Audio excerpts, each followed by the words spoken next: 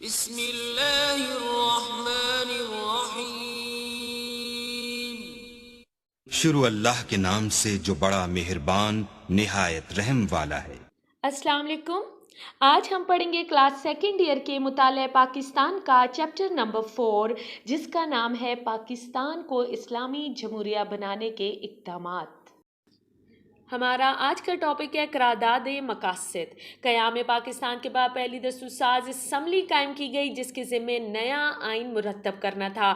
وقتی طور پر قانون آزادی ہند کے مطابق انڈین ایکٹ 1935 میں ضرورت کے مطابق تبدیلی کر کے پاکستان کا عبوری آئین نافذ کیا گیا اور نئے آئین کے لیے کوششیں شروع کی گئیں۔ یہی وجہ ہے کہ 12 مارچ 1949 کو پاکستان کے پہلے وزیر اعظم لیاقت علی خان کی تحریک پر آئین ساز اسمبلی نے ایک قرارداد منظور کی، جسے قرارداد مقاصد کہتے ہیں۔ قرارداد مقاصد نے پاکستان کی آئین سازی میں نہایت اہم مقام حاصل کیا۔ قرارداد مقاصد بظاہر ایک رسمی آئینی اعلان نظر آتی ہے، مگر یہ قرارداد پاکستان میں دستور سازی کو ایک ٹھوس بنیاد فراہم کر کے اس ضمن میں واضح پیش رفت کا باعث بنی۔ اب ہم پڑھیں گے قرارداد مقاصد کے اہم نکات۔ اس قرارداد میں اس بات کی وضاحت کی گئی کہ تمام کائنات کا مالک صرف اللہ تعالیٰ ہے۔ اللہ تعالیٰ نے مملکت پاکستان کو یہ امانت اس کے باشندوں کے ذریعے دی تاکہ وہ اسلامی شریعت کے حدود میں رہ کر ان مقاصد کی تکمیل کرے جو مقاصد اس کے قیام کا باعث بنے۔ پاکستان کے باشندوں کے پاس حاکمیت کا اختیار ایک مقدس امانت کی حیثیت رکھتا ہے، اور وہ اس بات کے پابند ہیں کہ قرآن و سنت کی حدود میں رہتے ہوئے ان اختیارات کو بروئے کار لائیں۔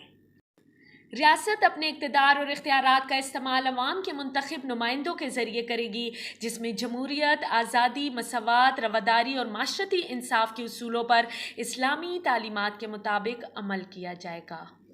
مملکت کے آئندہ دستور کی روح سے مسلمانوں کو اس قابل بنایا جائے گا کہ وہ انفرادی اور اجتماعی طور پر اپنی زندگی کو اسلام کی تعلیمات اور تقاضوں کے مطابق ڈھالیں۔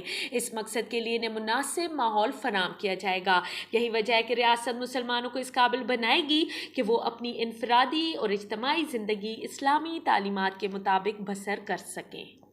اب ہم پڑھیں گے اقلیتوں کے حقوق کا تحفظ۔ اقلیتوں کو اپنے مذہب پر عمل کرنے اور اس کی تبلیغ کرنے کی مکمل آزادی حاصل ہوگی، نیز وہ اپنے تمدن کی نشوونما اور جائز مفادات کے تحفظ میں بھی آزاد ہوں گے۔ پاکستان کے شہریوں کو ہر قسم کے بنیادی حقوق حاصل ہوں گے۔ ان حقوق کا تحفظ حکومت کرے گی۔ شہریوں کو تمام بنیادی حقوق مثلاً آزادی، مساوات، ملکیت، اظہار رائے، عقیدہ، عبادت اور انجمن سازی کے حقوق کا تحفظ حاصل ہوگا، اور ان کو ان حقوق سے محروم نہیں کیا جائے گا۔ وفاقی طرز حکومت اور صوبائی خود مختاری کی اگر بات کی جائے تو اس میں پاکستان میں شامل ادارے ایک وفاق کی تشکیل کریں گے، جس میں صوبوں کو خود مختاری حاصل ہوگی۔ عدلیہ کو انتظامیہ کے اثر سے آزاد رکھا جائے گا تاکہ عوام کے حقوق کی حفاظت ہو سکے۔ عدلیہ بغیر کسی دباؤ کے اپنا کام کرے گی۔ یہی وجہ ہے کہ دستور میں عدلیہ کی آزادی کو مکمل تحفظ حاصل ہوگا، یعنی فیصلے کرنے میں اس پر کسی قسم کا حکومتی یا غیر حکومتی دباؤ نہیں ڈالا جائے گا۔ قرارداد مقاصد پاکستان کی دستور سازی کی تاریخ میں خاص اہمیت کی حامل ہے۔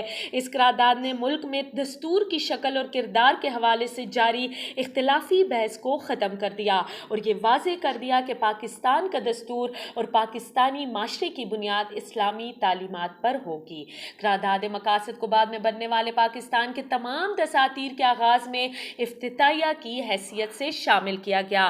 افتتاحیہ آئین کا قابل نفاذ حصہ نہیں ہوتا، تاہم 1985 میں جنرل ضیاء الحق نے 8ویں ترمیم کے ذریعے اس کو آئین کا باضابطہ حصہ بنا دیا۔